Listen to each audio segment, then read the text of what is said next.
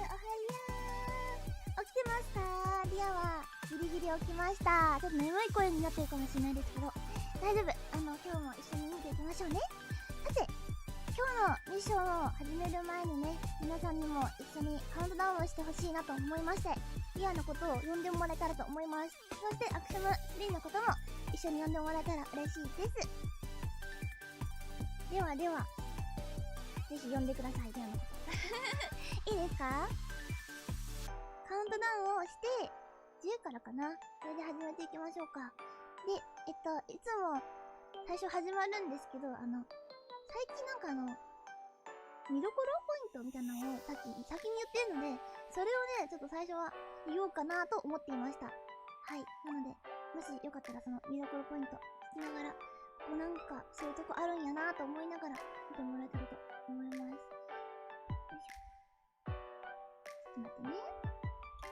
ファルコン9って書くの忘れてました。ファルコン9、Axiom-3 ミッション。書いておきましょう。みんながね、このページに来る前にね、書き直しておきましょう。さて、では、いきますかね。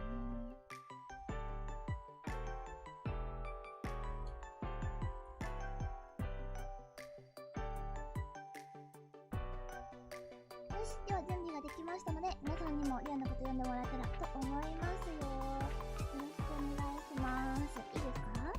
アクショム3はファルコン9なので、英語でいきましょう。いきまーす。10、9、8、7、6、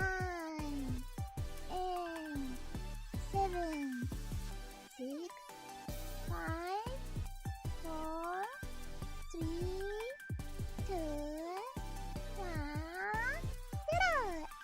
リットー！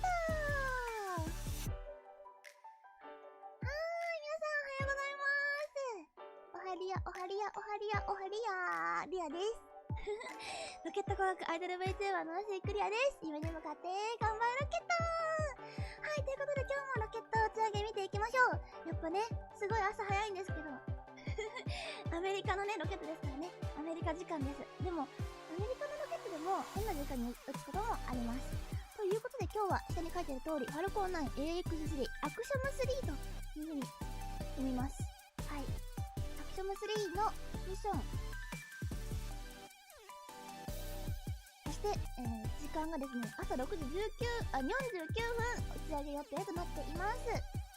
今日のポイントを紹介していきましょうかね。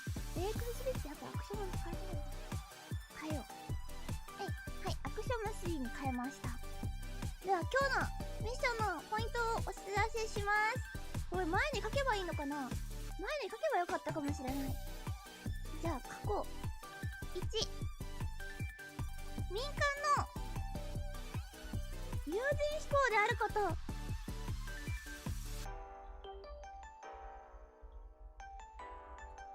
有人宇宙飛行であること。1、民間の有人飛行です。2、国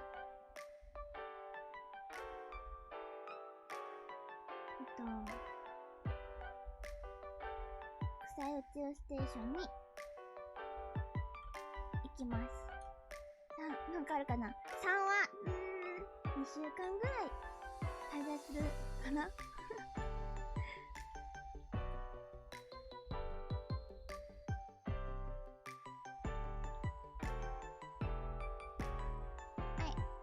これどうだ？は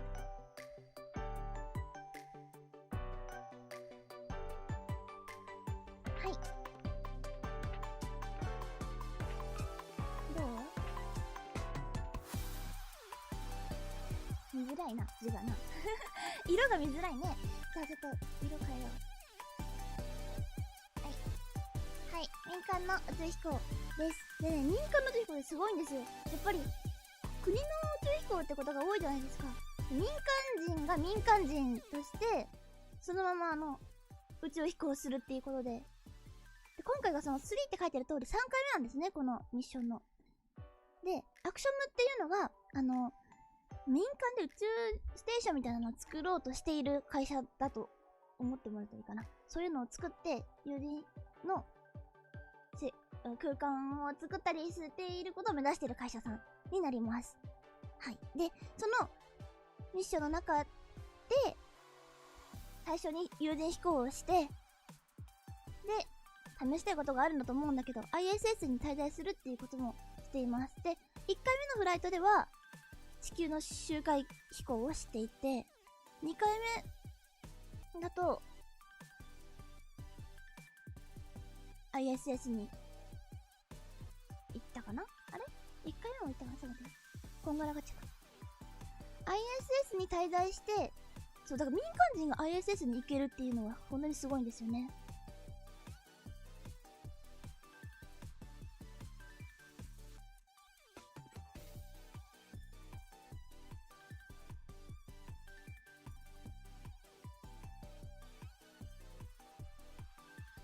で、行き先が国際宇宙ステーションに行きます。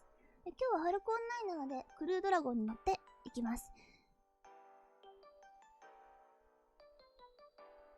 宇宙旅行っていうよりは、仕事で行けるに近いのかなと思います。なかなか、会社のね、今後の未来のために勉強しに行くためにとか、やることがあってとかって行けるのってすごいよね。ということで、今日はそのアクショム3ミッションを見せます。急いで動画を見せてください。まあまあ、そうせくなって。大丈夫、大丈夫。大事なとこはリアがちゃんと見せてあげるから。もしね、急いで見たい人はね、アクショムスペースの方で、今もうちゃんと配信やってますから、そちらを見てみてください。はい、見せてあげましょう。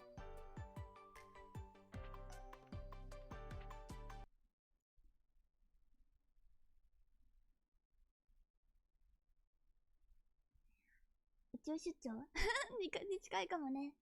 はい。ということで、もう宇宙飛行士乗り込んでいるんですけど、乗り込む前の様子とかもね、実はこれずっと配信があったのかな？前の様子はないかな？だってね。アクショムの方にはないかもしれないな。ちょっと、後でいい感じのところ、あったはずだから、見て、ピックアップしてお送りしますかね。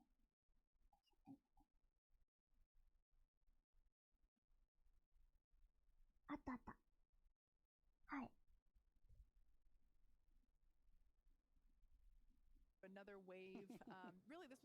今回こんな感じで入っています。テスラに乗ってね、例のごとく。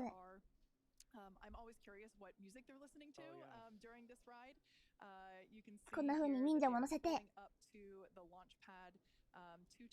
ロンチパッドに人を運ばれています。今回、ナンバープレートとかついてるのかな？なんだ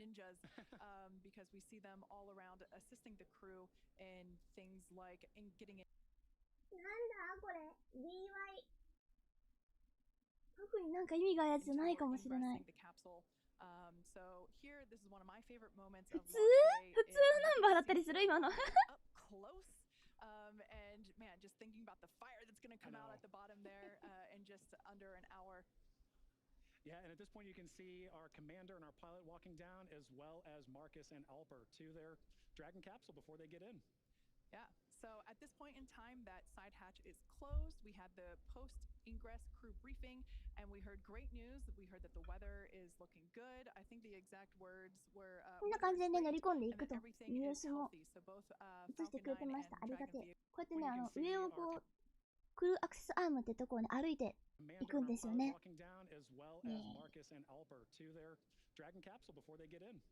Yeah. So at this point in time, that side hatch is closed. We had the post-ingress crew briefing, and we heard great news. We heard that the weather is looking good. I think the exact words were, はい。ちょっと音ちっちゃいって言われたから、ちっちゃく大きくしました。どうですか？これぐらいでいい？音小さめな気が。あ、そう？ありがとうね。音小さかったら音大きくしてって普通に書いてもらって大丈夫ですよ。あれ、デスクトップのこれちょっと。こっちも入れるか。はい。どうですか？音の感覚どうですか？ Axiom Mission number 3 This is the Saab flight test team that would like to wish you a safe and fantastic よ journey し、 up to じゃあ the 今のところを見せようか。 We こうやっ want て to ね、get お話し out してる of ことが the 結 Earth 構多いか orbit. ら、 We 今 want 回 to はね、 go and explore the cosmos. And so, the more that we can bring commercial business これ偉い off 人 the です face of the Earth up to low Earth orbit, and, for example, replace the International Space Station when it ages out in 2030 with a commercial space station that then we can become a person who rents space to train our astronauts before we send them out to the moon and on to Mars. Or the business aspect, pharmaceutical research, pharmaceutical production, all kinds of different research utilizing the properties of microgravity. So, as we await our T0 in just under 39 minutes from now, the ground operations teams are doing a series of system checks to make sure both the Dragon and Falcon are ready for launch. Let's take a look at what the ascent portion of today's mission will look like. はい。何が起こるか見ていきましょう。まずリフトオフ。 Once we hit T-0, we'll watch Falcon 9 and Dragon lift off from historic Launch Pad 39A, which you have a great view of right now, and be 39A というね、歴史的なこの打ち上げ場から打ち上げが行われます。ヒストリックローンチ、リフトオフまで、リフトオフしますかなします。 begin to make their ascent. At about 43 seconds into flight, Falcon 9's engines will throttle down to help us pass through the period of maximum dynamic pressure on the rocket, or what 飛んだ後、数秒、エンジンのスロットルを少し下げていきます。43秒ぐらいかなって感じだね。ぐらいで、スロットルを下げていきます。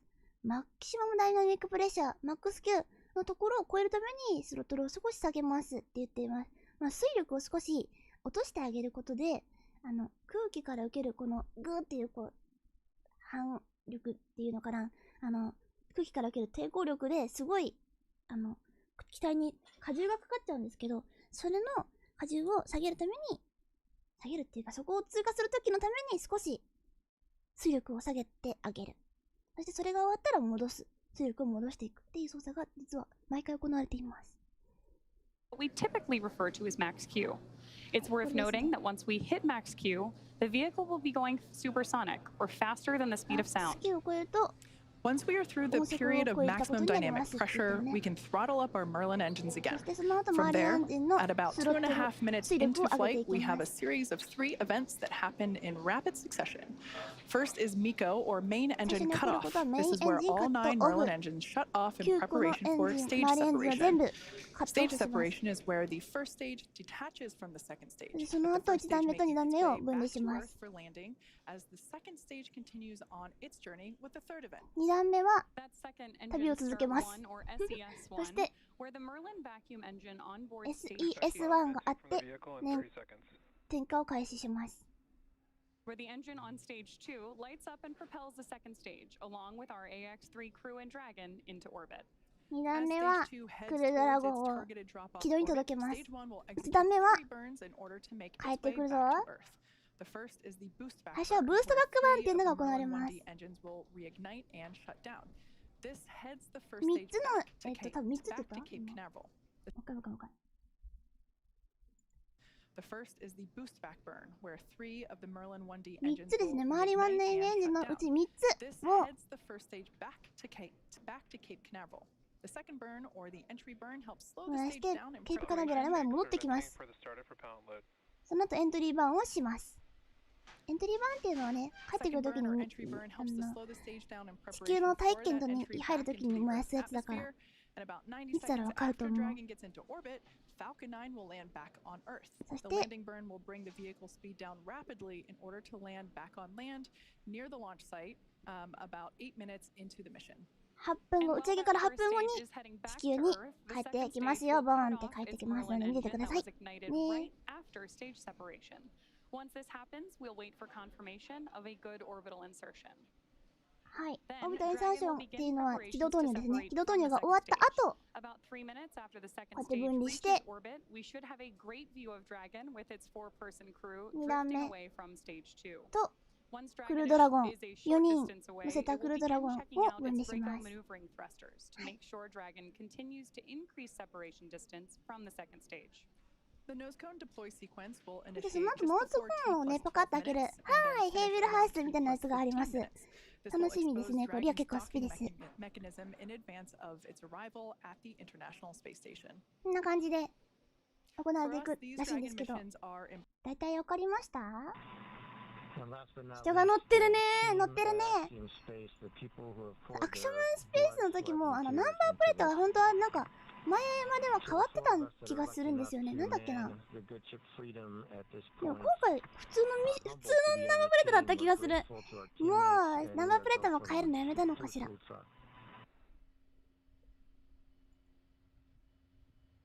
Copy all mic.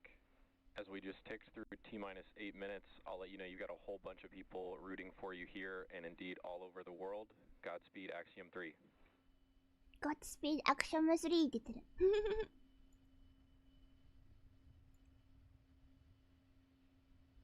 で、スペース X のホームページにもね、今回のAxiom-3のミッションのことも少し書いてありました。よいしょ。 some really nice words there coming to us from Commander Michael López-Alegría. We are now approaching 7 minutes until liftoff of the AX-3 はい、あと7分になってますよ The って言 next ってる event ね。 that we'll hear is that stage 1 engine chill has begun. Engine chill has started. And just on time, that call out お、 tells us that エンジン we 治 are 療が now 始まり flowing ま a した。 little エン bit ジン of の the 予冷 super が始 chilled まって liquid います。 oxygen through the engines, through those turbo pumps to help bring the temperature down of that ターボポ hardware. ンプの This helps us to 温度を reduce 下 any げてい chance of き thermal ます。 shock whenever って the 言っ full てん flow な。 of that super chilled liquid oxygen とても flows 冷やし into た the 液体 engines. 酸素を使ってターボポンプを冷やしていきますって言ってるね。ターボポンプは、エンジンに燃料を送り込むためのポンプなんだけど、そのポンプを冷やさないと水みたいな液体酸素を全部蒸発しちゃうから、蒸発しちゃわないように先に冷やしておきます。 Loading RP1, which is a highly refined type of kerosene on board stage 1 of Falcon 9. You've got that great view on your screen. 画面の As 方 we の mentioned 温度どれ earlier, ぐらいがいいか Falcon な。 9 is an RP1 and liquid oxygen fueled vehicle, so 使っているの LOX fueling RP1 という continues on the 燃料 vehicle と on リキ both ッド the オキシジェン first and second stage. 液体酸素となっていますって言ってるな。多分その辺の内容を言ってた気がする。 Blue skies there at the launch site. We're launching out of pad 39A at Kennedy Space Center. We are 60% go for those weather conditions, which we're always ウェザー keeping コン an ディショ eye ンは on around the 60% ゴー Florida だそうです。 airspace. Next event that we have coming up 次 is は the terminal count for ターミナル Dragon. カウント。 This involves a couple of things, but primarily just means that Dragon will be transitioning to internal power. Great view there of the Dragon capsule, as well as the Dragon trunk, which is the unpressurized section just below the pressurized section, which of course is where we have the crew sitting. トランクとアント Propellant プレッシャーライ remains ズとなってる underway. We are completely loaded with all of our RP1, that rocket grade kerosene. We're still underway. Kerosene の Tanks are pressing for strong back retract. ケロシンのアルペル Dragon is が in configure 充 for 填 terminal 中ですって言ってるのかな。で、So like Kate トラン mentioned, ク we ワ are ークインタラク heading ターが始 into まりました。 terminal count, and Falcon 9 is ready for that configuration. We also just heard the call out that the Falcon 9 tanks are pressurized for strong back retraction. The strong back is that white structure you see to the right of the vehicle right now.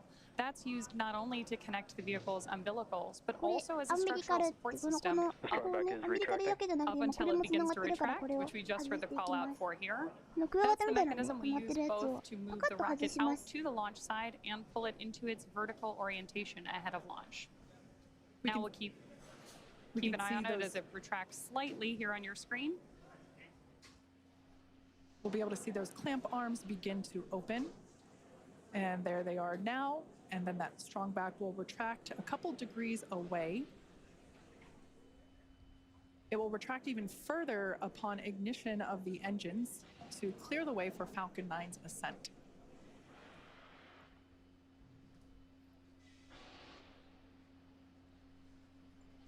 As I mentioned before, RP1 is completely loaded onto the vehicle. We're still loading liquid oxygen onto the first and second stage. And obviously some happy cheers as the crowd is growing outside of Mission Control Hawthorne, as you see there on your screen. It's always awesome to have an astronaut launch, but especially one during the day.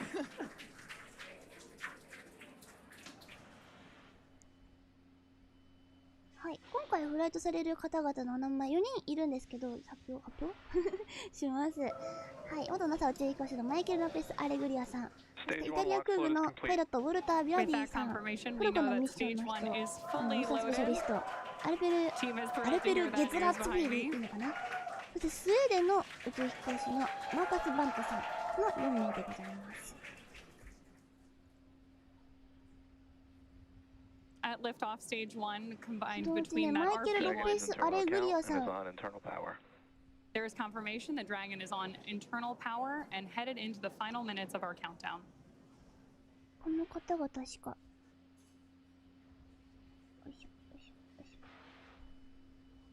アクショムミッションの1位もね、 As I 飛 was んでい saying る方 earlier, な at んですよ liftoff, ね。 Falcon 9 will be burning nearly 700一人ね、 gallons of アク fuel ショムミ per ッション1で second. 飛んだ人がもう一回乗ってる。 Great views there too of our でもと crew もと NASA の宇宙 inside 飛行士 Dragon, だった人なん awaiting だけど、 liftoff just そ over の 2 人が minutes from now. アクションスペースにも今、席が多分アクションスペースにあるんだと思うんだけど。で、1、アクションミッション1で飛んで、3でもう一回飛ぶっていう。 We're now standing by for completion 感 of じになってます。 LOX load 一応 on 民 the 間とは second 言いつ stage. つ結構宇宙飛行士、元宇宙飛行士って人も結構飛んでるミッションでもあり And ます。 there's that call out. And more cheers from our crowd here at Hawthorne, California. 頑 Dragon is 張 an れ、 auto あと idle. 1分ですね。誰が誰かわかんないな。 Confirmation there that で Dragon も is ね、 in auto 肩につい idle. ている。Wow, great view of 国旗が違うは 39A ずな on の your で、 screen 今 right 回 there は。 as we head toward launch. Gas close started. Expect loud venting. Call out to our crew there that loud venting is expected. ベンティングがされてますね。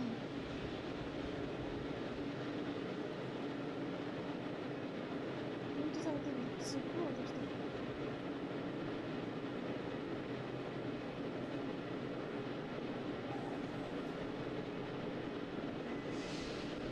結構音入れてくれる感じなんですかね。 Falcon 9 is in startup.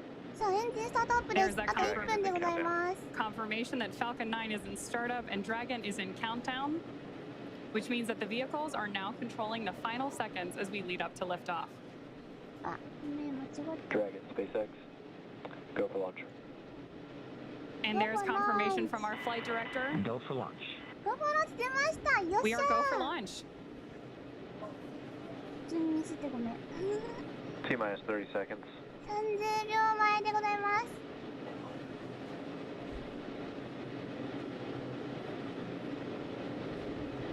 ちっちゃい声。これ以上はあんまり上げてもうるさくなるだけかなと思うけど。でこれぐらいにするね。はい。みんな音気をつけてね。 9, 9、 8, 8、 7, 7、 6, 5、 5, 4, 3, 3、 2, 2、 1. 1。 Ignition. イグニッショ Engine ン。 full power. 頑張れ。 And liftoff. Go Axiom 3. 飛んだ。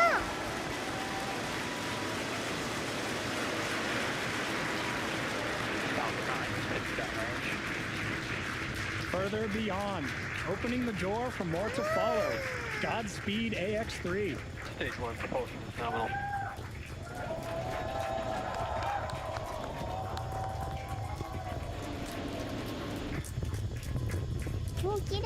Of course, if you are just joining us, this is the launch of the Axiom-3 launch to the International Space Station. Those incredible views on your screen, and there's our first shot of the AX-3 crew inside Dragon on ascent. 笑ってる笑ってる。楽しそう。 Now, in just a few seconds here, we should hear the call out that Falcon Nominal 9. power and telemetry.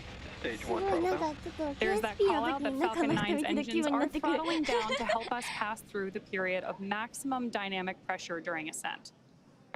Max Q. はい、マック There's ス that 級。 call out for Max Q, 期待にかか Falcon る。 9 is supersonic. and that Falcon 9 is going faster than the speed of sound.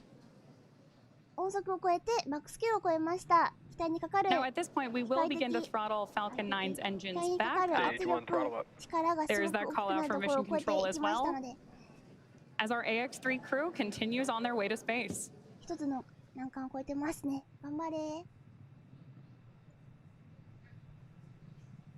今回アクショムスペースの We're now T plus 1 minute and 32 seconds into flight.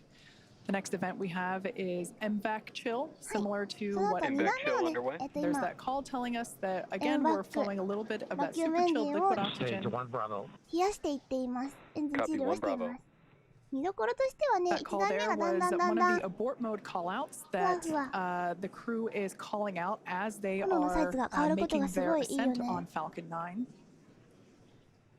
Now 今翻 we're 訳してないです less than 30 seconds or a few seconds away from 4 events that will happen in rapid succession. 今から4つ Main のイベント engine がありま cutoff す or ね。 MECO as it's there on the bottom of your screen, stage separation, ignition of the first stage engine, and the first stage's boost back 1段 burn. 目がブーストバックバーンというね、地球に帰ってくる、地球じゃないや、こっちの方向に戻ってくる操作が行われます。 Stage 1 throttle down. もう一個何だったんだ That call telling us that the engines are beginning to throttle down. さあ、1段目のね、エンジンが燃焼終了。はい、メインエンジンカット、そして、めっちゃ見える。 Some loud cheers here as we can see that the first 2段目からの1段目の様子が and 横 second 倒しになってる stages の見えるよ have ね。こ separated. のままね、地球 A の beautiful view there. 普通 The に車両の brighter 車まで light 戻ってく is るんで the すよね。 second stage under す power ごい。 of 帰って the きた帰ってき MVAC た。 engine. 泳 That いでる first みた stage い。 booster is now こっちは heading 2段目 back ですかね。 toward the こっちは Florida 1段目。 coast. One thing I love about daylight launches is Booster we're going to get some 横倒しにして amazing views. We should be able to see the Space Coast come back into view as the first stage gets closer and closer to よ landing しよし、グ zone ッとして 1. る。おー、やつやつやつやつ、みんなやつやつしとこう。やつやつ、やつやつやつやつ。 Note that that first stage is actually still coasting to its apogee. So it's about, as you can see there on your screen, 114, 115 kilometers above the Earth's surface. And it's going to keep coasting for a little bit. Beautiful view there on the right-hand side of your screen of that Stage MVAC 1 engine. boost back shut down. はい、ここでブーストバックが終わりまし All right, た。 that boost back burn has concluded on the first stage. ブーストバックバーンが終了して、この後、 Everything looks 向きが変わるからね、 normal 機体の with 向き見 the ててくだ second さい。この向 stage き。 trajectory. グリッドフィンが出てき Everything ますね also。looking good. Dragon SpaceX trajectory nominal.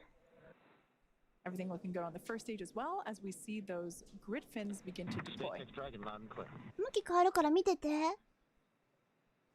Now, the next two major events we're tracking for the first あら、 stage, 変わってき which た。 right now is on the left-hand side of your screen, is going to be the entry burn at about T plus 6.5 minutes, where we'll light 3 of Falcon 9's first stage engines, followed shortly thereafter by the landing burn at T plus 7 minutes and 32 seconds, which will be a single engine burn to bring us back to landing zone 1 at Kennedy Space Center.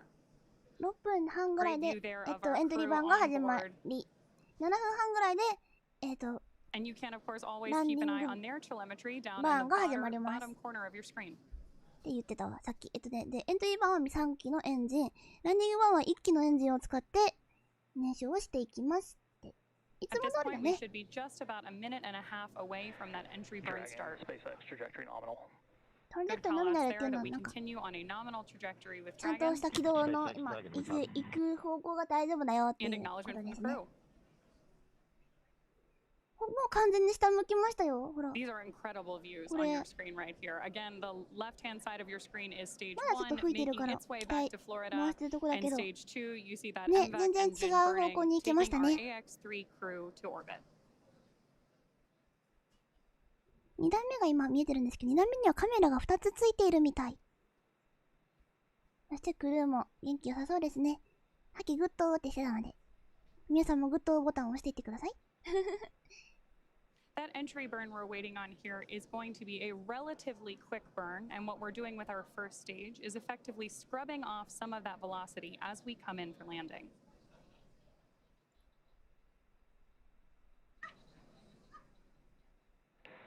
Dragon SpaceX trajectory nominal. トラジェクトリノミナル、いい That's ね a nominal 頑張れ trajectory 頑 for 張れ Dragon as we continue to orbit. Again, confirmation from the crew. And we are expecting about 2.5 more minutes from that second engine burn. よし。では、エントリー1いっちゃいますか。ピカッとなった。かっこいい、この。はい、1機つけて、その後追加で、まだつけてないな。1機だな、まだ。3機だった今の。1機に見えなかった。なんか、3機の炎と違うように見えたけど、1機じゃなさそうです。3つだって言うから3つなんでしょうけど、いつものなんか、段階的につけるやつがあんまり見えなかったので、後でもう一回見てみよう。ここからはね、機体がすごくあるところまで帰ってきてるので、制制御がね、スラストよりもこっちの方がしっかり動いてるのが見えるようになると思います。このウェットフィンがね、ちゃんと動いてるのもちらちら見つつ、着陸も楽しみましょう。Such clear, crisp views of both the first stage on the left and the second stage on the right. Right through with these clouds should be our first view. Once again, there it is. Just like magic, we see landing zone 1. 来たー、ランディングゾーン1だー。 Crowds cheering here at SpaceX Mission Control Hawthorne as we tune in to see if we stick the landing.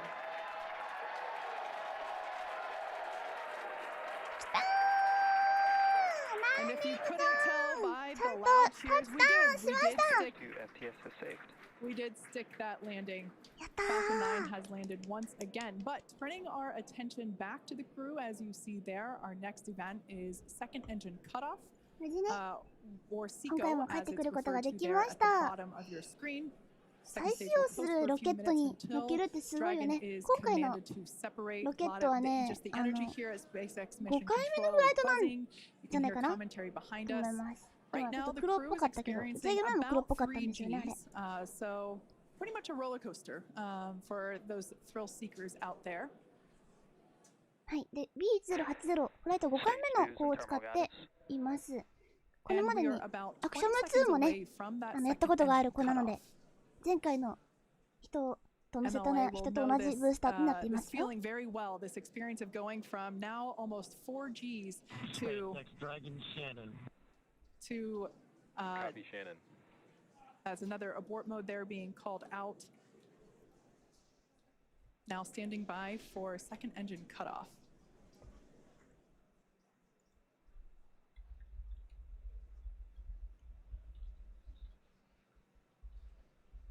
Invac shutdown. はい、マリンバキュームエンジンのシャットダウン、1回目のシャットダウンが行われました。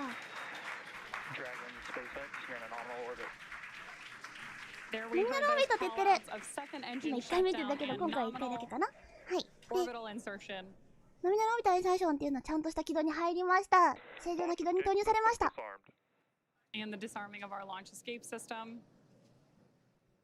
ローンチエスケープシステムをディスアームって言ったので、作動を止めたってことかな。待機状態から多分変えるような感じかなと思いますけど、ディスアーム。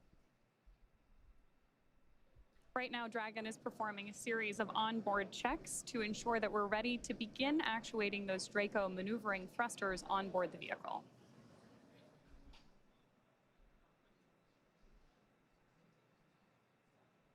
Now, as we prepare for Dragon separation, we should have a great camera view here in just a couple of minutes.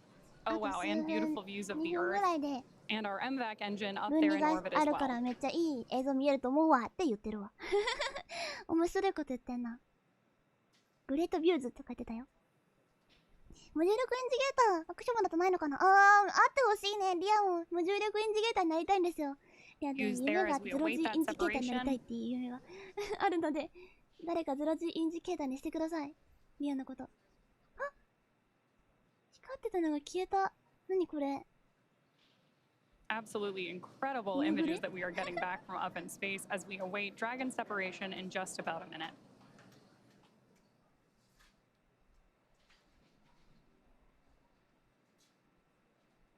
この画面何映してるなら、これがですね、今の画面が宇宙飛行士を映していて、で、もう一つエンジンの画面は2段目のエンジンを2つ映していて、もう一個はクルードラゴンの、クルードラゴンと2段目の間の、その辺にあるやつなんですよ。でクルードラゴンを下から映してるので、そのカメラを We are now 切り just 替えれば about クルー 30 ドラゴン seconds がこう away 宇宙に from 向かっ that てピュッと飛んでい anticipated く様子が Dragon 見えるって separation. いうカメラになってます。この右側ですね。この画面で何かなって。これクルードラゴンの端っこです。で、こっちが多分火を集むの中。この周りのとこ、So do you see the 見て crew れば there 多分、 play a little bit with the こ fact の that 部 they 分だ are ったんかって operating な in ると思いますけど、ちょ microgravity? っと面白いのでぜひ見ていてくださいね。2段目のインターステージが見えてるのがドラゴンですね。これがドラゴン。で、多分2段目から And a great ドラ shot ゴンを of 見てい mission る感じ。 control here in our めっちゃいる。 headquarters at Hawthorne, すごい、め California. っちゃいる。めっちゃいる。リアもいいよ、ここに。わー、すごかったね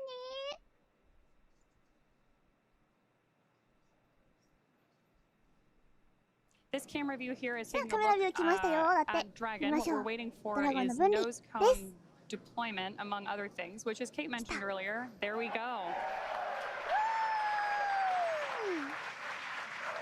Dragon separation confirmed. As you can see, Dragon has separated from the second stage. A pretty cool view here looking up at the heat shield that will return the AX-3 crew back to Earth in just about 2 weeks. So this is our first view of AX-3 flying free. フライングフリーって言ってますね。フライングフリーってかけてんのかな。今回のね、The next この子の physical 名前がフ change リーダ that ム we って will いう see will be 機 the 体なんですよ。 deployment of the nose cone. That will take Dragon, this is the も SpaceX スラスターを吹いて Falcon team. 向きを Wanna 変えていきます。 congratulate 爆発じゃないから安心してね。 congratulate すごい I 色 think に you're 見えましたけど demonstrating 大 the 丈夫。 ultimate in reuse, a reused Commander, a reused Dragon, and a reused Falcon. Or maybe flight experience is a better word. Enjoy space. エンジョイスペースだってはい、これがさっき言ったさっき アクショム3のフリーのフライトの様子ですって初めて見る宇宙遊泳です。 Axiom-3, this is your launch director here. Walter, Alper, and Marcus. Congrats, welcome to your first flight on Dragon. Mike, on the other hand, welcome to the Dragon Frequent Flyer Club. I imagine you'll have enough miles to qualify for platinum status after this flight. Godspeed, Axiom-3, cheers. ガッツピーだって。うわー。 Mark, thanks to you and your team, we're very grateful up here. こっちが宇宙飛行士の言葉ですね。 So some back and forth between the AX-3 crew as well as AX-3 Chief Engineer Bill Gerstenmayer, who, そして oh, I heard 前 the 田をあ ping, げ that ま is した our ね。 first Quindar tone of AX-3. Fun fact, Bill Gerstenmayer was actually chief engineer on AX-1, which is the mission that MLA was also commander of. So if you want to talk about reuse, we also have some reuse on our side as well. We also heard some nice words from launch director Mark Soltis. So just some really nice communication from both the Falcon team and the Dragon team to the AX-3 crew. 再利用って言った And with that, our AX-3 crew is in orbit and on their way to the International Space Station. Obviously, great views of the crew there. And now mission control, again, that's... SpaceX Dragon. Jake, any chance you could encode one of the satellite cameras we could watch the それ nose って cone? リユースだよねって言った The crew's getting right into it. I love it. Dragon, we copy on the request. 大体滞在期間は2週間ということになっているので And Dragon, we expect that will automatically happen in the state machine here imminently.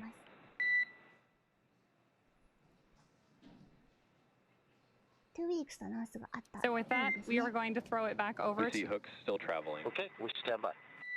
スタンバイしてますって言ってるけど、そろそろ Great views there of our crew, again, on their way to the International Space Station. And already getting right down to the business of operating Dragon.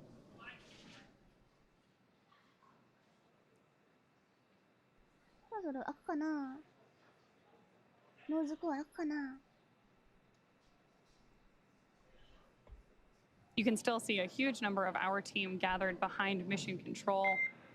Dragon SpaceX, we see nominal dehumidifier activation and service section Draco checkouts.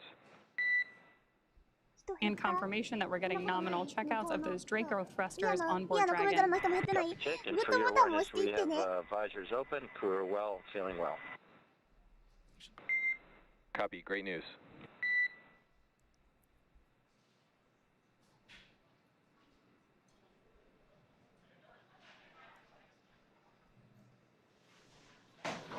So for those of you that have just recently tuned in, AX-3 is in space. The crew is experiencing their first taste of microgravity. Here is a view of our MVAC engine, which has been shut down. The crew has actually separated away from the second stage, which is where that MVAC engine is located. We are standing by for nose cone deployment. This takes a few minutes to complete as there are 2 sets of hooks that need to be opened independently of each other. By deploying the nose cone, we are able to expose the docking mechanism, which is, of course, what the crew will utilize, what Dragon will utilize to autonomously dock with the International Space Station. そろそろね、多分ね、ノーズコンデプロイがあると思うって言ってる。今見てる Overall, it was a pretty smooth flight all the way through countdown to liftoff. We're now approaching 17 and a half minutes into flight. Axiom-1 でも飛んだから、だからリユースって言ったんだよ。やっぱそう言ってたんだ。やっぱそうなんだ。3の人が1でも飛んだ話をしてて、なんかリユースだよねって言ってたよね。ある意味それってリユースだよね、再利用だよねみたいな感じのことを言ってたんだけど。Once again, the next milestone will be to deploy the nose cone. マジでそんな冗談を言ってたんだ。うわー。This is basically the last physical change that Dragon will undergo in order to begin its journey. Well, not really begin. It's already on the way, but in order to be ready for its approach to the International Space Station.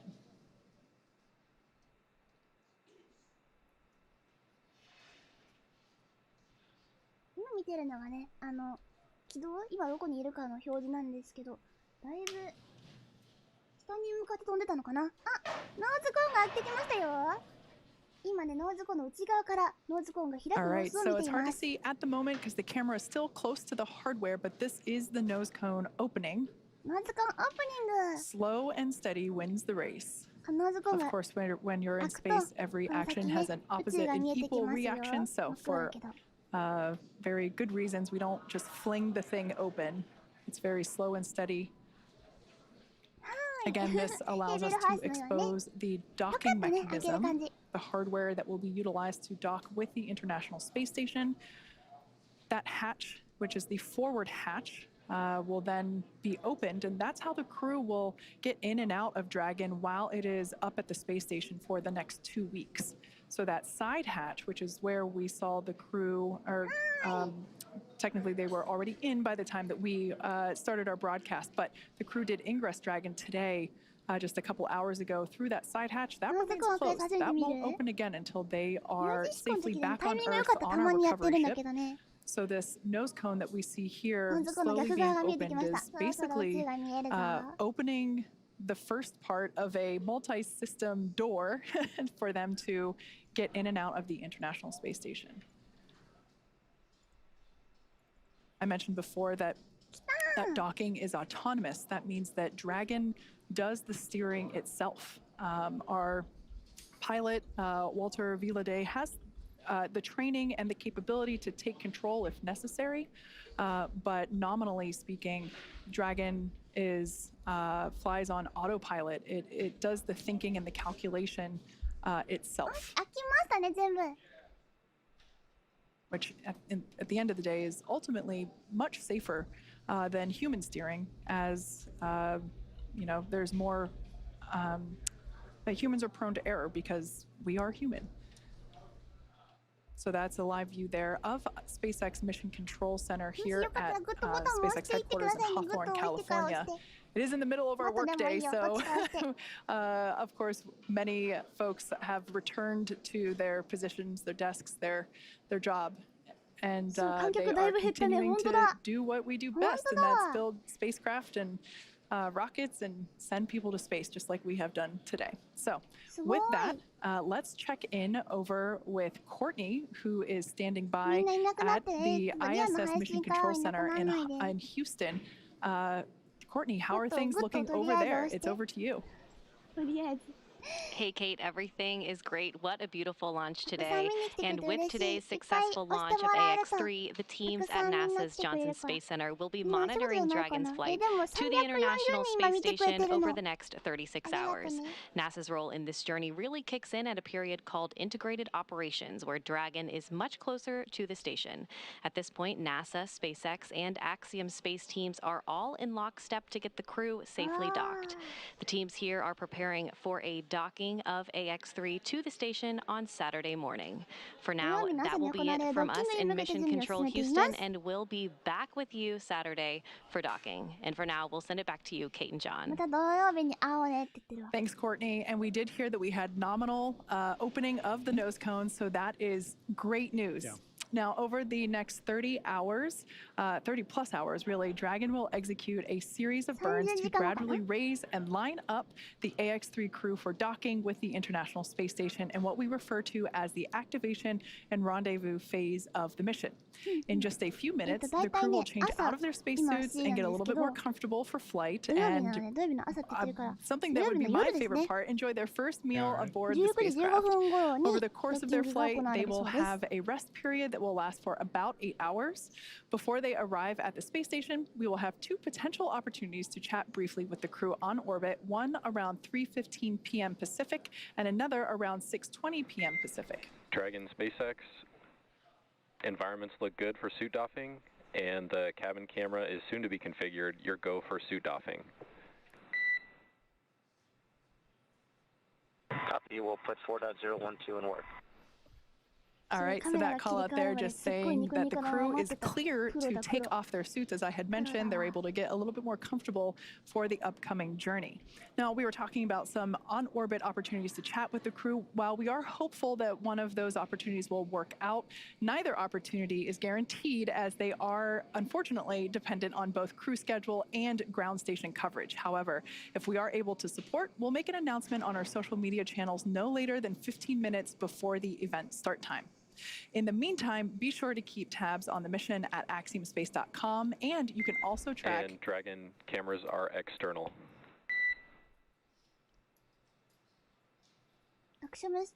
You can also track Dragon's flight on SpaceX.com/launches.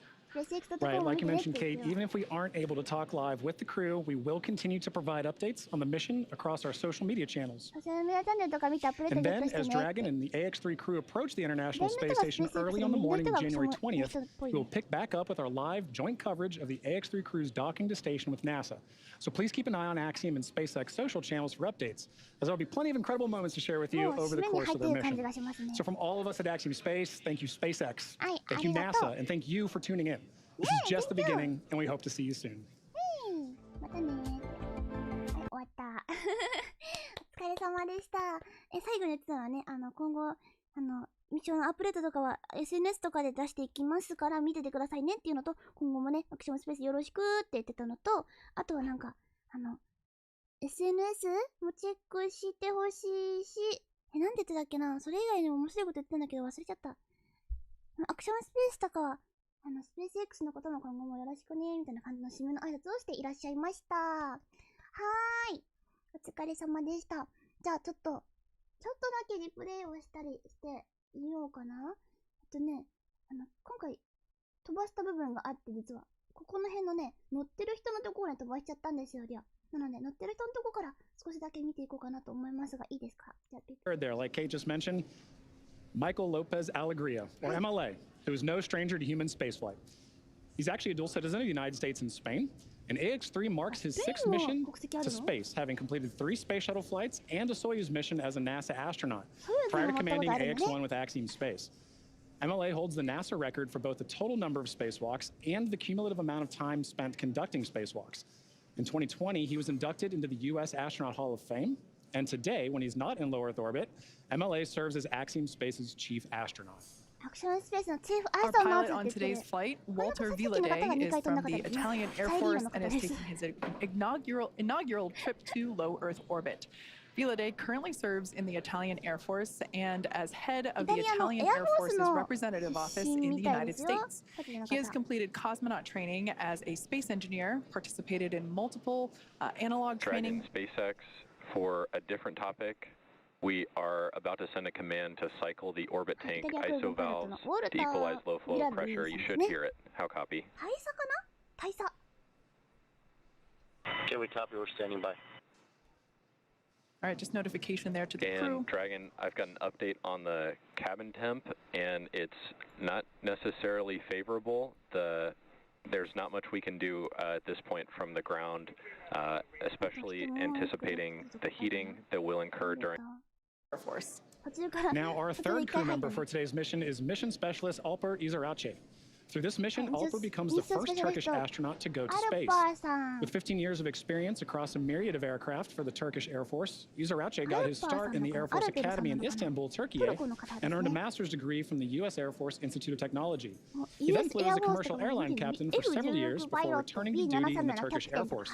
This mission also marks the 100th anniversary of the founding of the Republic of Turkey. And finally, we have Mission Specialist Marcus Want, a lieutenant colonel in the Swedish Air Force who flew 9 years as a fighter pilot and graduated from the U.S. Navy Test Pilot School at the top of his class. In November of 2022, Marcus was selected by the European Space Agency as an astronaut reserve. However, with this mission, AX-3, he becomes the first project astronaut in ESA's history, a new designation within their ranks.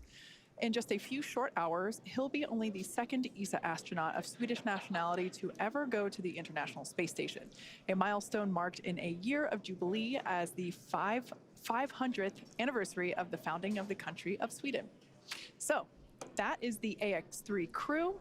We are now under an hour until liftoff. We're at T-minus 58 minutes and 10 seconds, and they're going to be heading to the International Space Station.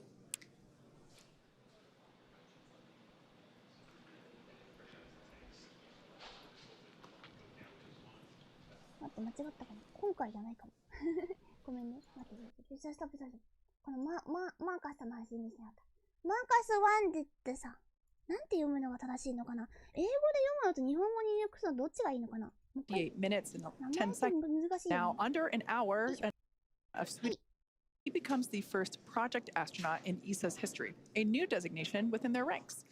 In just a few anniversary of the founding of the Republic of Turkey. And finally, we have Mission Specialist Marcus Want, a lieutenant colonel in the Swedish Air Force who flew 9 years as a fighter pilot and graduated from the U.S. Navy Test Pilot School at the top of his class. In November of 2022, Marcus was selected by the European Space Agency as an astronaut reserve. However, with this mission, AX-3, he becomes the first project astronaut in ESA's history, a new designation within their ranks. In just a few short hours, he'll be only the second ESA astronaut of Swedish nationality to ever go to the International Space Station, a milestone marked in a year of jubilee as the 500th anniversary of the founding of the country of Sweden. So, 趣味見てよ、趣味。Operating high performance vehicles, creating and building things, outdoors, snow sports, water sports が趣味だって。ハイパフォーマンスベヒクルって何のことを言うんだろう。ハイパフォーマンスビークルってなんだ？乗り物に乗ることってこと？趣味。すごいなぁ。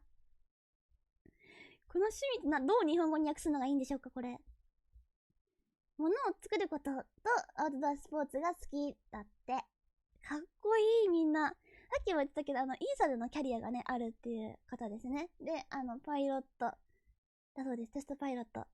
戦闘機のパイロットの方。です。でもスウェーデンの空軍のパイロットだったのかな？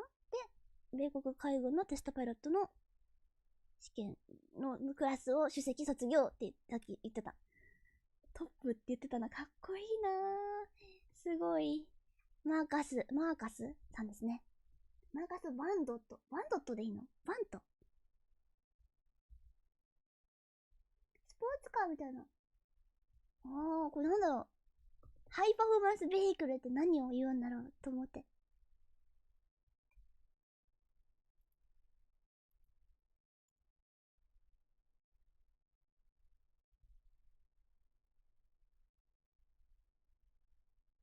さっきのアルペルさんの話全然もうちょっと深掘りしたかったけど全然できない。アルペルさんかな？アルペルさんでいいのかな？アルパーさんともちょっと英語読みだとアルパーになるのかな？アルペルさん。読めないんだよね。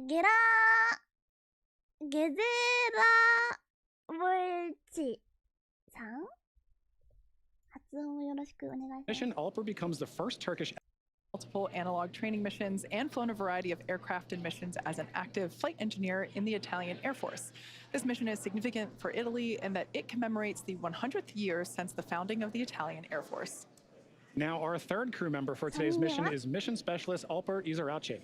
Through this mission, Alper becomes... いいなんだ。ゲーって言わないの？ユズラヤチって言った。ユズラチ、アルパーイズラチさんです。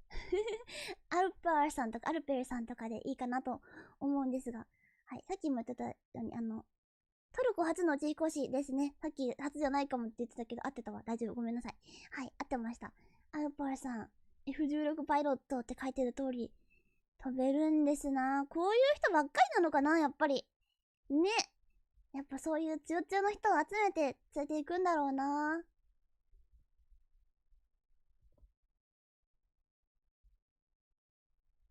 ホビー。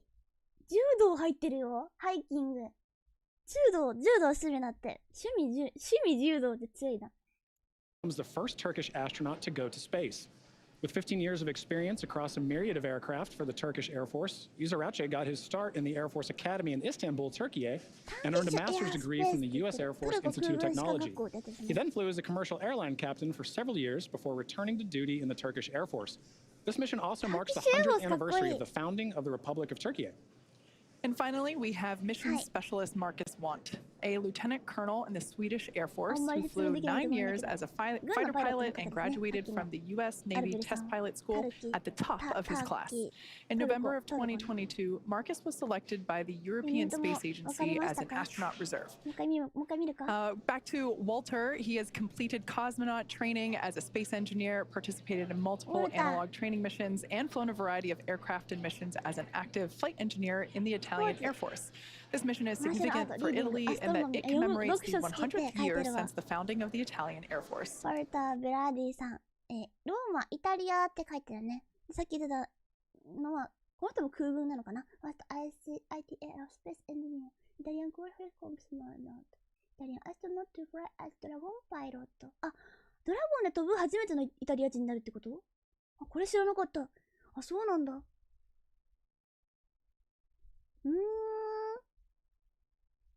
ドラゴンパイロットとしてフライトする初めてのイタリアの宇宙飛行士となります。だって。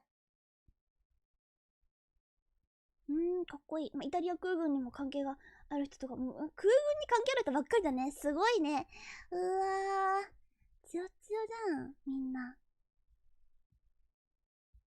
コスモノートっても書いてるから、ロシアで宇宙飛行士訓練を受けているみたいですね。クオリファイドコスモノート。アストロノートだと多分、アメリカの言い方になるし、コスモノートだと、こっちの C からでもね、このコスモノートって書いてるところ、これは多分、ロシアの宇宙飛行士のことを指しているので。うわー。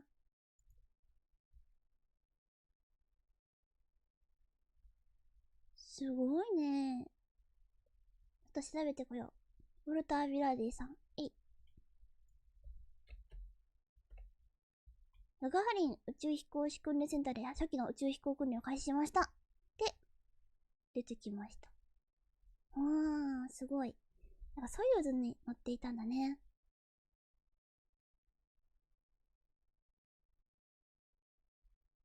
あれこの人もしかして、ちょっと待って。あ、スペースシップ2で飛ぶ人に入ってるって書いてあるよ。これ初めて知ったリオも。リサーチ不足だった。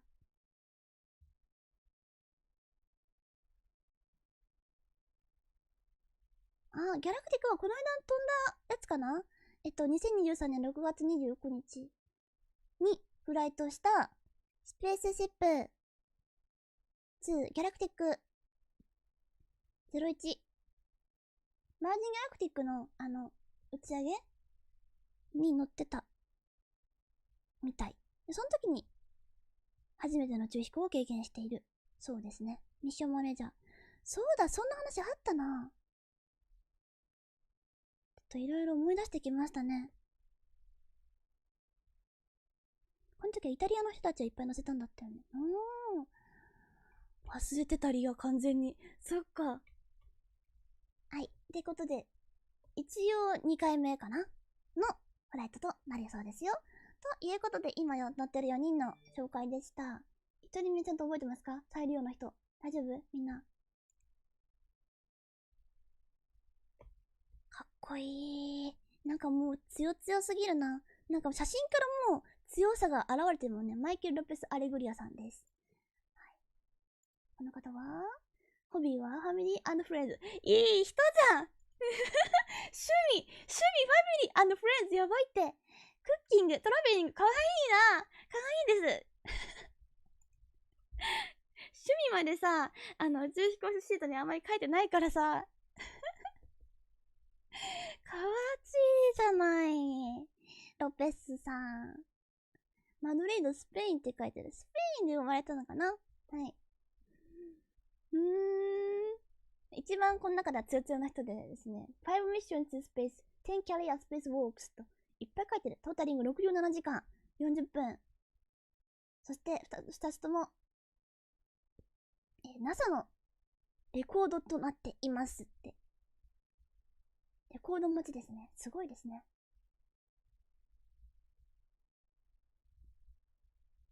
強だ。強。なんか、ミッションの過去のミッション何になりましたかとか出てましたっけ？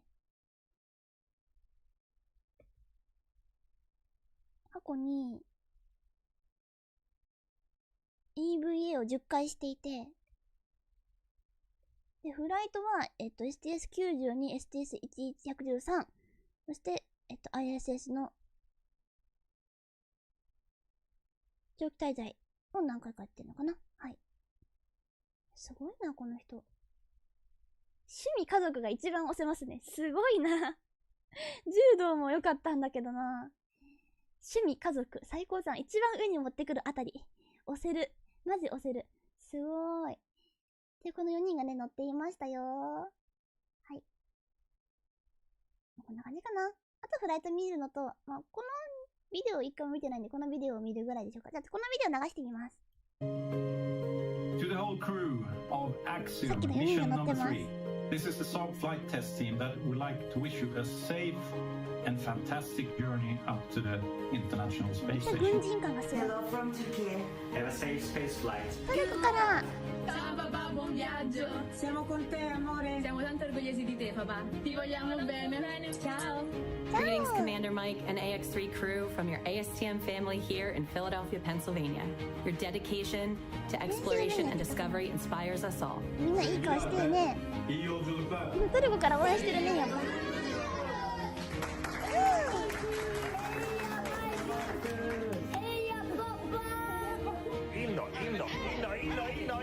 インド？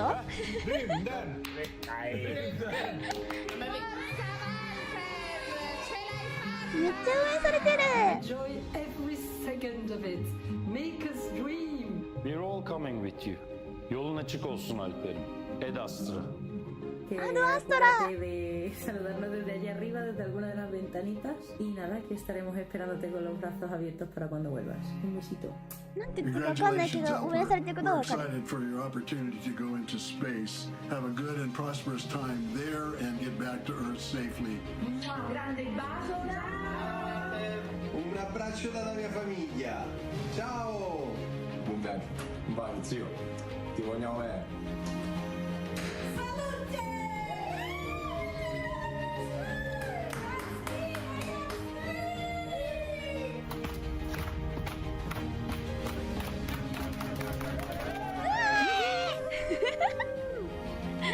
We wish you the best of luck and have fun on this life-changing mission. Hey, AX3 crew. Listen, you guys are about to have a lot of fun. Be sure you get in the cupola a lot. Call home. Actually, call all your friends. And just be sure you tie your sleeping bag down well. I ended up somewhere else one day. It was a hoot. Anyway, have fun. Ad Astra. Enjoy. See you when you get back. Ad Astra って言ってる。Yeah, those are pretty wise words from John Schaffner there from AX2. Yeah, it's just so fun to see everybody's cheers. Space really is for everyone, こんな感じでした。面白かったな。みんなからの応援メッセージなんか見てるだけでほっこりしますね。あんまりその Pulling is complete. 誰が何言って Dragon るか分かんない and とこあり Falcon ますけ teams ど have hold go for launch escape 申 arm. し訳ないけどね Propel こんな感じかなと Opportunity. あとこれとか All right, so for their mission, our teams here at SpaceX have spent the last several months teaching nearly 100 spent time. Prepare food and make selections for their meals, こうい as うの well as は how to 訓練をした as りとか learning してる様子 other とかも mission control あとご飯の positions and 説 how 明と mission かも受け control たりとか operates し to てい better った ensure って that いうの mission が success あり during ま their すね flight. They also had a chance to familiarize themselves with the gear that will enable them to document their trip, their research, and help them connect with those back on Earth during their outreach events. ESA and JAXA also played a critical role in cruise training. Each module on orbit has its own nuances, so gaining insight into the specialties of their racks and modules is necessary, especially for this mission. Extensive training on station navigation, on-orbit familiarization, emergency response, and repetition of walking through processes and procedures all help the crew maximize every second that they have during their flight. Simulating science research, operations, and even discussing how to sleep in space are all necessary lessons on the path to mission readiness. Now, the National Outdoor Leadership School, or NOLS, provides very unique Earth-based experience for many astronauts before they fly. Insight into the specialties of They also had a chance to familiarize themselves with the gear that will those back on Earth during their outreach events. ESA and JAXA also played a critical role in cruise training. Each module on orbit has its own nuances, so gaining insight into the specialties of their racks and modules is necessary, especially for this mission. Extensive training on station navigation, on-orbit familiarization, emergency response, and repetition of walking through processes and procedures all help the crew maximize every second that they have during their flight. Simulating science research, operations, and even discussing how to sleep in space are all necessary lessons on the path to mission readiness. Now, the National Outdoor Leadership School, or NOLS, provides very unique Earth-based experience for many astronauts before they fly. This is really a bonding experience for the crew. It can't be overstated how much teamwork factors into every aspect of their flight together. And this training in particular aims to thoroughly establish that. They also focus on survival skills, resilience, leadership, equally as important as followership, and overall teamwork to ensure they really are more than just passengers on the same rocket. The camping and outdoor adventure provides a solid foundation for the team to build on throughout their training. NOLS was definitely a highlight of this cruise preparation training, and you can hear it in their voices and see it on their faces when they talk about their bond with each other. Now, you can't truly experience flying into space until you fly into space. But some really unique tools have been developed to provide the closest experience possible. An altitude chamber can challenge the body with oxygen deprivation in a controlled and safe manner, while human-sized cryo-helium load has started. While human-sized centrifuges send the crew members for a spin to simulate the G-forces that they'll experience on launch and re-entry. It can be a bit nauseating, but it does help the crew know exactly what to expect on launch day. Now, at the end of it all, a mission patch is celebrated, and it is hung in a tradition since the earliest days of spaceflight. So fittingly, as AX-3 heads to the International Space Station, the crew had the chance to be present for the patch hanging ceremony of their mission patch in Building 9 on that module in Johnson Space Center. Spaceflight is a serious business, but moments of levity and celebration like this help everyone pause and reflect on the incredible accomplishments being achieved every day. No matter how many patches join a canvas like this one, each one is incredibly special because of the people who make it possible. The crew and those here on Earth supporting each mission. So now for more on each crew member's portfolio, we're going to send you out to the Kennedy Space Center with Sonia Gavankar-McKay, the Axiom Space Director of Digital Strategy, who is joined by Axiom's Chief Scientist, Dr. Lucy Lowe.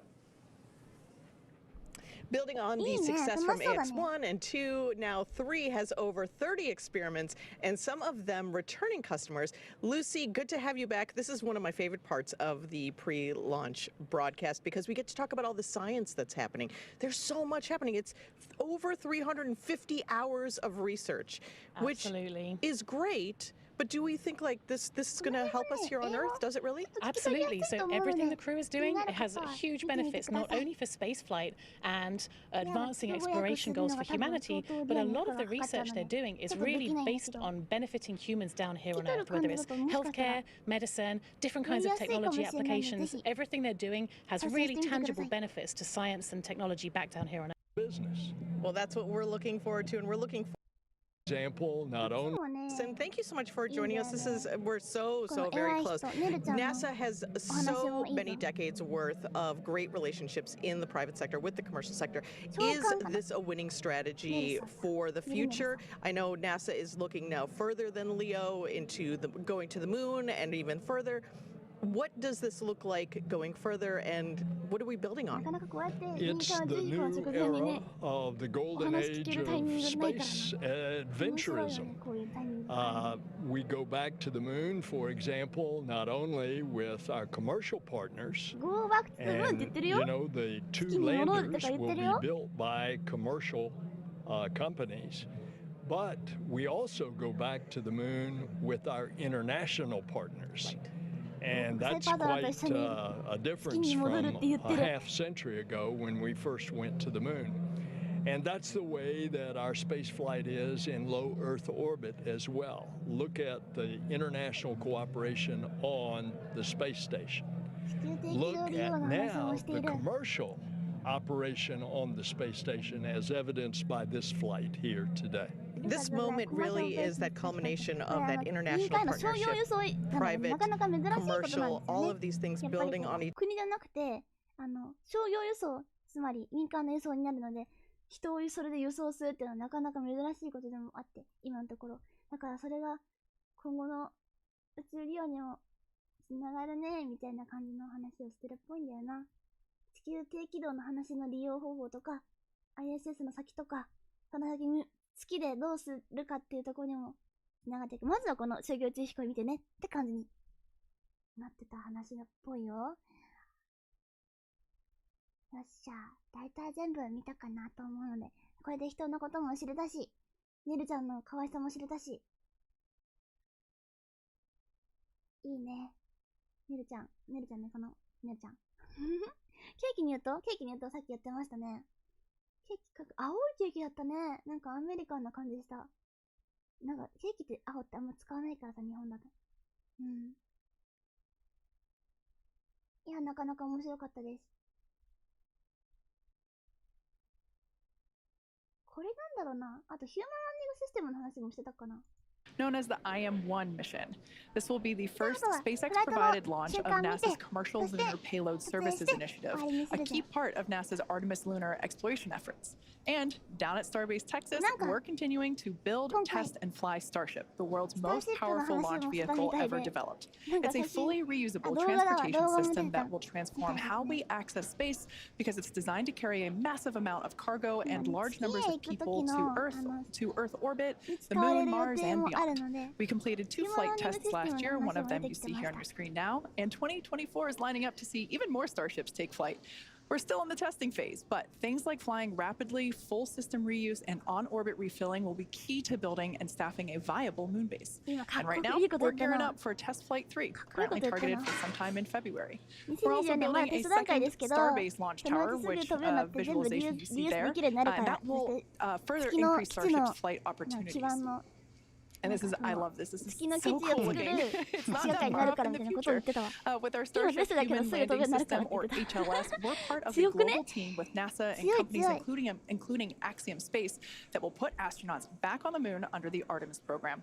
First, we're going to fly, and fly often on flight tests, one of which will be an uncrewed mission all the way to the moon. This will take place before the crewed Artemis 3 mission, which will be the first human expedition of the moon surface since 1972. Also in testing, our engineers are proving out all systems necessary to make a trip to the moon possible, like propulsion, life support, even the elevator that you see here that will take crew and cargo from the Starship hatch down to the lunar surface. It's literally a space elevator.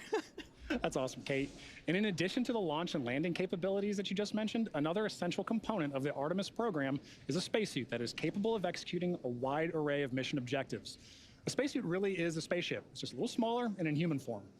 So, in order to develop a lunar spacesuit that meets all of the objectives for Artemis, Axiom Space is building the Axiom Extravehicular Mobility Unit, or Axiom-U, back in Houston, Texas.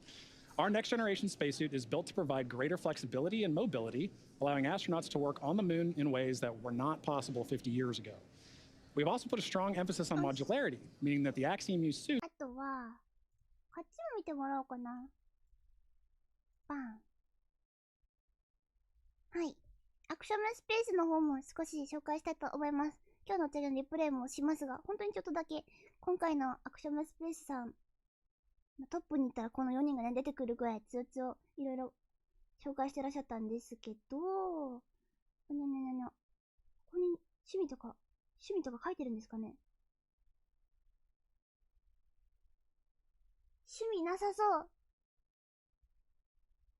趣味あったら趣味見るんだけどな。アクションスペースは民間の初の民間でのステーションを作ろうとしているんですよ。これ。ただー、こんな感じの予定があって、ハブ1が打ち上がり、次ハブ2になり、いろいろつき、リサーチ&マニュファクチャリングモジュールがついて最後にはこうなると。パワーターミナルモジュールの圧がすごいんだけど、こんな感じでだんだん成長して、つなげていく、こういう構想があるみたいよ。アクショムステーション。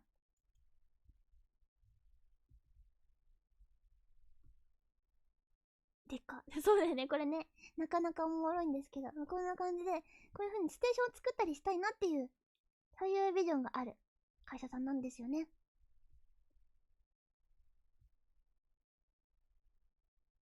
なんか出てきた。メディア。ダウンロードもできんのか。ありがたいですね。プレスメディア。プレスとしてはありがたいな。はい。では、スーツも作ったよとかね。いっぱいやってることあってすごいんだよ。黒いんですけど、本当は白くなるらしい。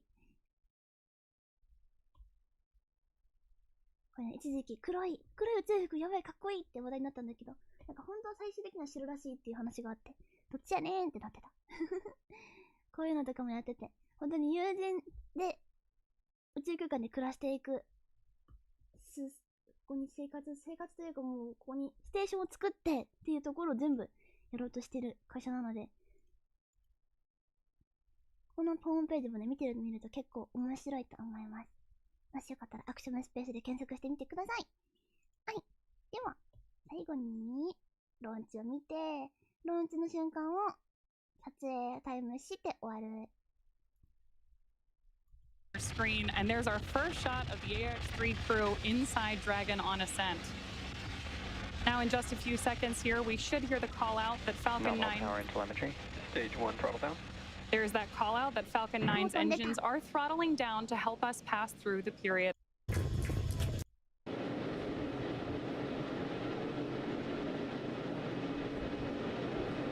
T-minus 15. 10, 9, 8, 7, 6, 5, 4, 3, 2, 1. Ignition. Engine full power. And lift off. Go Axiom-3.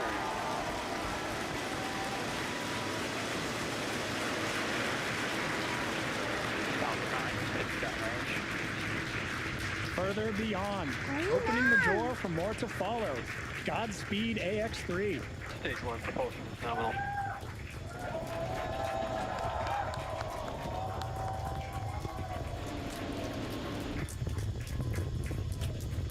Of course, if you are just joining us, this is the launch of the Axiom-3 launch to the International Space Station. Those incredible views on your screen, and there's our first shot of the AX-3 crew inside Dragon on ascent. Now, in just a few seconds here, we should hear the call out that Falcon 9. Stage 1 throttle down. There's that call out that Falcon 9's engines are throttling down to help us pass through the period of maximum dynamic pressure during ascent. Max Q. There's that call out for Max Q. Falcon 9 is supersonic. And that Falcon 9 is going faster than the speed of sound. Now, at this point, we will begin to throttle Falcon 9's engines back up. Stage 1 throttle up.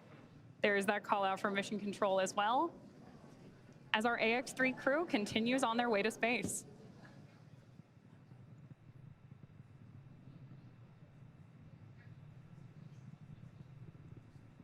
We're now T plus 1 minute and 32 seconds into flight. The next event we have is MVAC chill, similar to what MVAC chill underway. There's that call telling us that, again, we're flowing a little bit of that super chilled liquid oxygen. Stage 1 Bravo. Copy 1 Bravo. That call there was one of the abort mode callouts that the crew is calling out as they are making their ascent on Falcon 9. Now, we're less than 30 seconds or a few seconds away from 4 events that will happen in rapid succession. Main engine. Stage 1 throttle down. That call telling us that the engines are beginning to throttle down. Miko. Stage separation confirmed. SpaceX Dragon 2 Alpha. Some loud cheers here as we can see that the Stage 1 boost back startup. First and second stages have separated. A beautiful view there. The brighter light is the second stage on. ほら、ブースターがしっかり見えてる、これ。しかも向きがさ、こっちが頭でこっちがお尻になってるからさ、完全に向きひっくり返ってるんだよね、この時点で。すごいことだよね、これ。で、2段目は奥の方向に、1段目は手前側に帰ってくるように見えています。すごい。Under power of the MVAC engine, that first stage booster is now heading back toward the Florida coast. これ1段目から2段目が見えてるね、ここ。よく見ると。バイバーイってした先で見えてますね。2段目のこの紐ヘラヘラが残ってる。One thing I love about daylight launches is we're going to get some amazing views. We should be able to see the Space Coast come back into view as the first stage gets closer and closer to landing zone 1. ノズルのね、守ってるやつがね、すぐ外れるんだけど。Note that that first stage is actually still coasting to its apogee, so it's まだついてない。取れてる。え、いつ取れたの 3 of Falcon 9's first stage engine of that MVAC engine. Amazing views. We should be able to see the Space Coast come back into view as the first stage gets closer and closer to landing zone 1. え、あれ張り付いたの初めて見たかもしれない。Note that that first stage is actually still coasting to its apogee, so it's about, as you can see there on your screen, 114, 115. なんでいつ取れたの？そっか。いや、これ取れる、いつも取れるんですよ。すぐにね、機体分の後、すぐ取れるんだけど、これ。いつもね、ペロンで取れるんだけどね。すごい珍しいよ、これ機体に残っちゃってるの。激レアじゃないですか。Also looking good.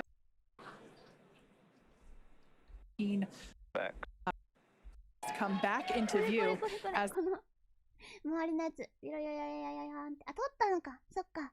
映っちゃったから、あ、もう、撮りましょう。ね、カメラ、今映ってるんで、撮りましょうって。The first stage gets closer and closer to landing zone 1.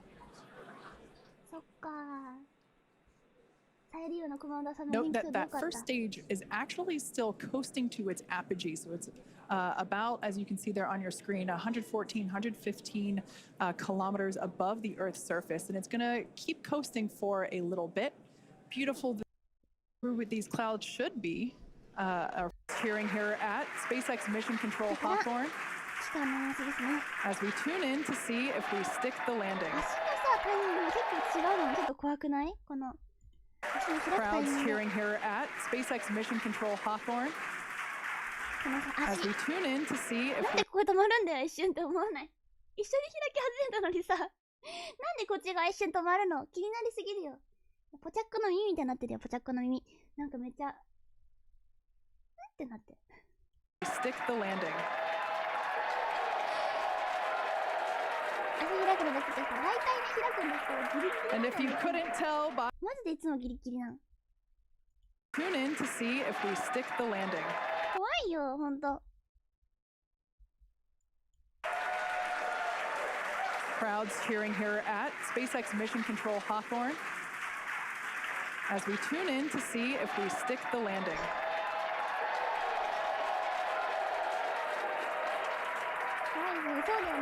And if you couldn't tell by the loud cheers, we did. 1秒前とかじゃないから、もう1秒前とかのレベルで開いてるから。それが怖い。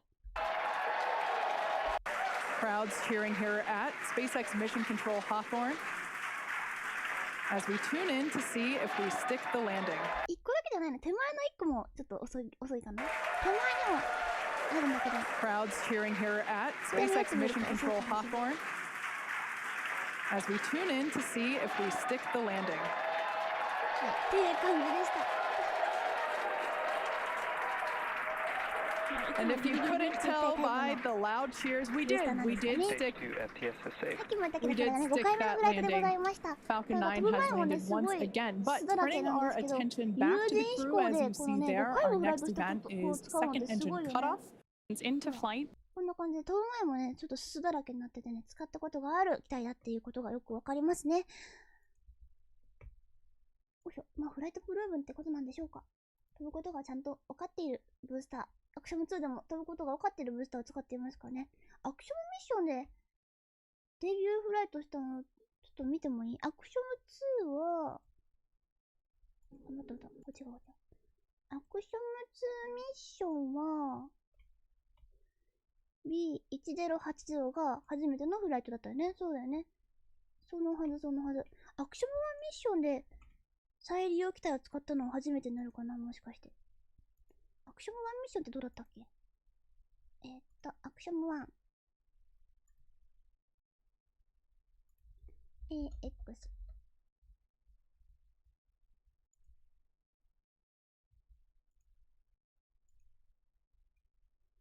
あ、違うわ。1番目のやつが、フライト5回目のやつだったんだ。そうか。今調べてきました。アクショム1のミッションは、もうすでに4回飛んだことのある子を使ってますね。アクショム2の時は新しいのを下ろしてて、アクショム3でその4回目、5回目で使ってるのかな。すごっ。ちゃんと再利用できてるんだな。強いな。やっぱ、コマンダーが再利用なだけあるな。よし。では、今日はどの辺を撮影しましょうかね。ここから撮影タイムでいきましょう。撮影タイム。ダン。えい。いい感じだね、もうすでに。この辺だか？ちょっと赤いのなくすやつがあったはずなんだけど、今ちょっと設定できなかったので、これでいきます。BGM って意外とうるさいんだ。ごめんね。ではこれでいこう。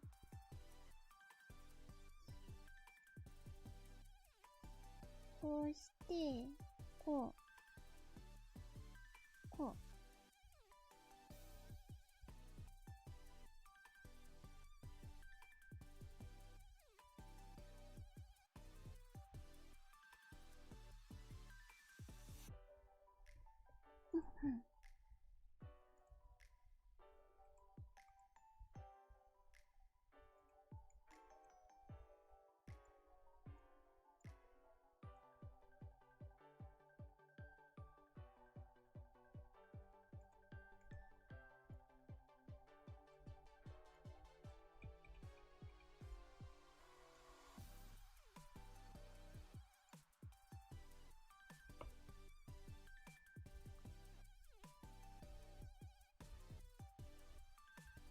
これがいいかな、このリフト。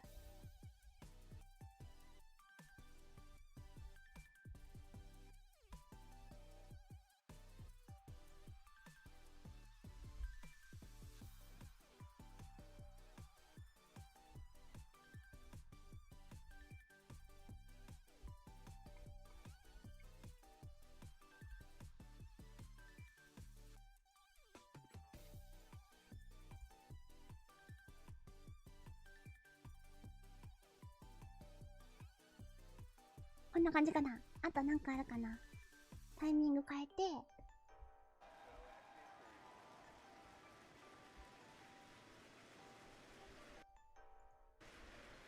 こうかな、いつもの。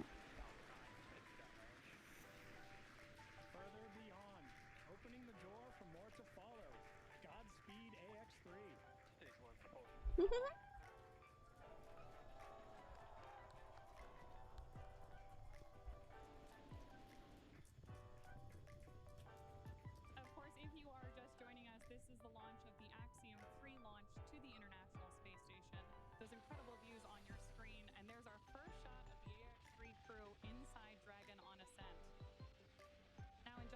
seconds here, we should hear the call out that Falcon 9. View once again. There it is. Just like magic, we see landing zone 1.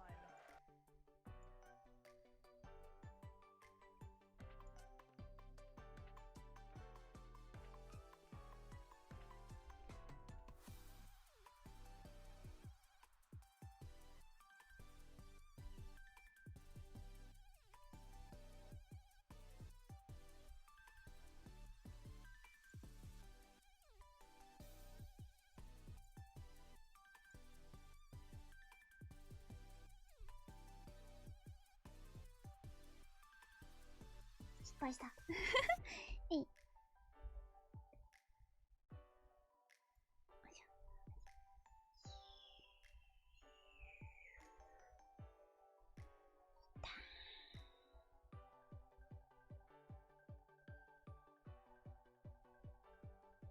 オッケー。次次。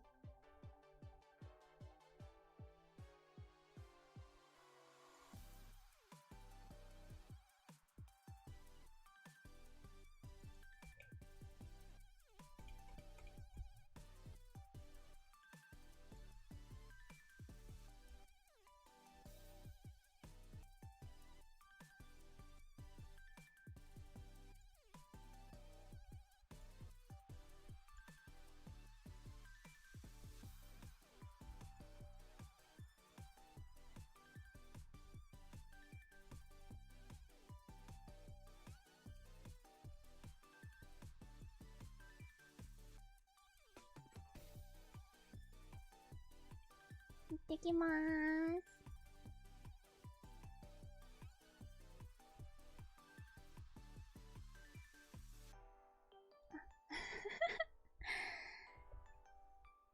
静止画でもやるか。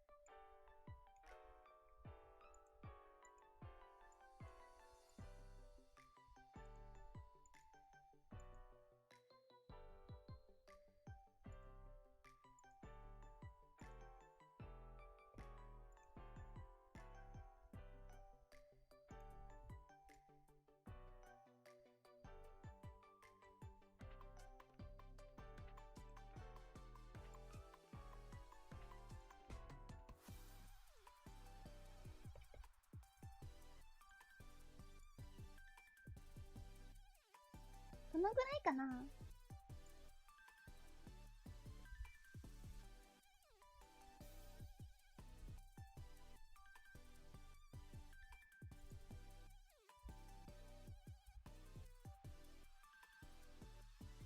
い、ありがとうございました。今日も見てくれて嬉しかったです。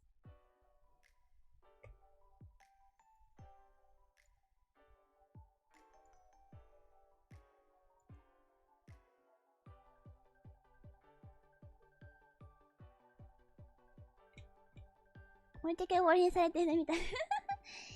みんな、ごめんな。君は宇宙に置いてけぼりだ。リエはこっちに乗って帰るやで。さよなら。ありがとう、今まで。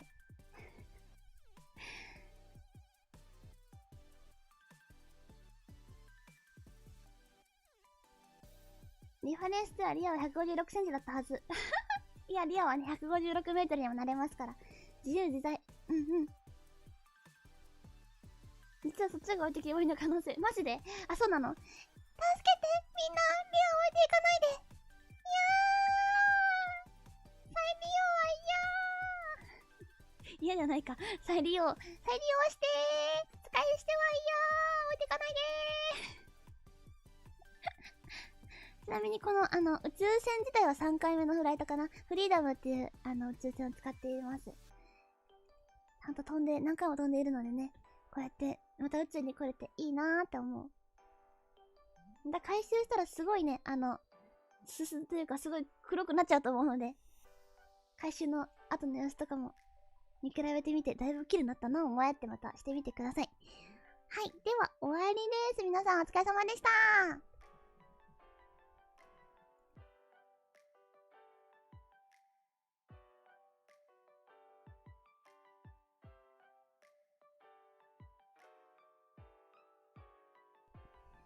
ちなみにリアの部屋の電気はつかないままで、もういいかなと思ってます。もうまた今度直すわ。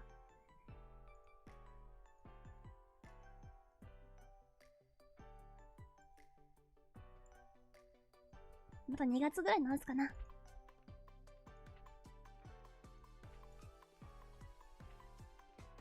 We only have words to say on moon landing, of course! 当然でしょ。今日ね、枠がまだ立ってないからあれかもだけど、今日は JAXA の方の配信を2窓する、2窓じゃない、1窓だ、リアの配信の方に JAXA の配信を載せて OK の許可をもらっていますので、今日の夜ね、何時からですか？23時。でも余裕があれば22時半からやりたい気持ちがあるけど、ちょっとね、余裕があればだから難しいかも。23時からやります。はい、それもランニングです。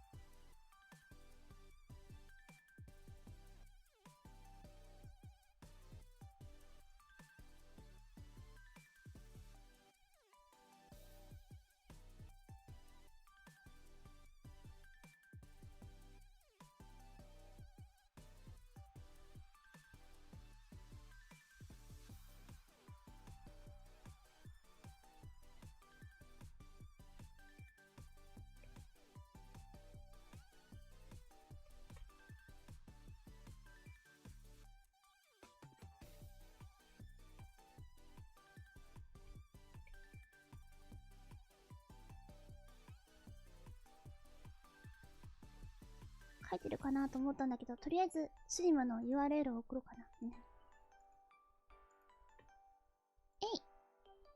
はい、スリム見てね。はい。映像系すごい。ありがとうね。もちろんね、スリムとコラボしましたからね。今日はちょっとみんなスリムとリアの配信ちゃんと見てから来るんだよ。ちゃんとね。ぜひ見てくださいね、スリムのやつ。ちゃんと宇宙科学研究所の方々とコラボして、ちゃんと内容聞いていますからね、皆さん。それを見て、ぜひやってください。